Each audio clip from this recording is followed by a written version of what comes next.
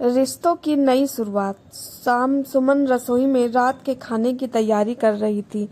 तभी उसे महसूस हुआ कि पीछे कोई आकर खड़ा हुआ है। उसने मुड़कर देखा तो सासू माँ हाथ में वही घी का डिब्बा लिए खड़ी थी। सुमन घबरा गई। क्या हुआ माँ जी? घी खत्म हो गया क्या? मैं अभी दूसरा ले आती हूँ। सासू माँ की आंखों के कोने भीगे हुए थे। उन्होंने सुमन का हाथ पकड़ा और उसे रसोई के चूल्हे के पास लगे स्टूल पर बिठा दिया। उन्होंने कांपते हाथों से वह डिब्बा वापस शेल्फ पर रखा और बोली, नहीं सुमन, घी खत्म नहीं हुआ, मेरा वहम खत्म हो गया है। सासू माँ ने सुमन के सिर पर हाथ फेरते हुए कहा, बेटा, मैंने पूरी उम्र रिश्तों को एक सौदे की तरह देखा। मुझे लगा कि जो मैं देखती हूँ वही मुझे मिलेगा। मैंने अपनी सासू माँ के साथ जो किया, मुझे लगा आज तू मेरे साथ वही कर रही है, पर तूने तो मुझे आईना दिखा दिया। सुमन की आंखों से आंसू छलक पड़े। उसने धीरे से कहा, माँ जी, मुझे कभी बुरा नहीं लगा, बस मुझे लगा कि शायद मैं आपकी उम्मीदों पर खरी नहीं उतर पा रही, इसलिए मैंने चीजें आपके पास रख दी ताकि आपको तसल्ली रहे। अगले ही पल सासू माँ ने ससुर जी को आवाज लगाई, जी सुनिए, जरा नीरज को बुलाइए और इस फ्रिज को वापस उसकी जगह रखवाइए।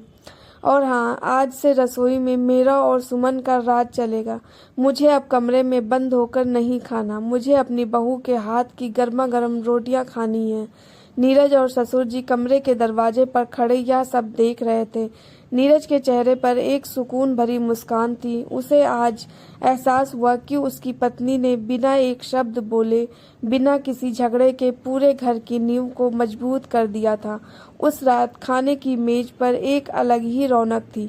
सासू माँ खुद दाल में घी डाल रही थी, पर इस बार वह मात्रा नहीं माप रही थी, बल्कि सुमन को खिला रही थी। ससुर जी चुटकी लेते हुए बोले, क्यों भाग्यवान, अब तो दूध में पानी नहीं है ना?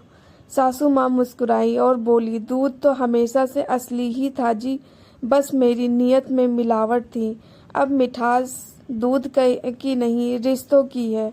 मित्रों, यह बदलाव केवल सासू माँ का नहीं था, बल्कि उस परंपरा का अंत था जहाँ बहू को हमेशा पराया समझा जाता था। सुमन की चुप्पी और उसके ससुर के कड़े शब्दों ने मिलकर एक ऐसे घर का निर्माण किया जहां अब शक की कोई जगह नहीं थी। सीख, कभी कभी जवाब न देना भी सबसे बड़ा जवाब होता है। धैर्य और प्रेम की वह चाबी है जो बड़े से बड़े वहम के ताले को खोल सकती है। दोस्तों, आपको ये कहानी कैसी लगी कमेंट करके ज़रूर बताना। हमारे चैनल पर नए हैं तो चैनल को सब्सक्राइब करना। धन्यवाद।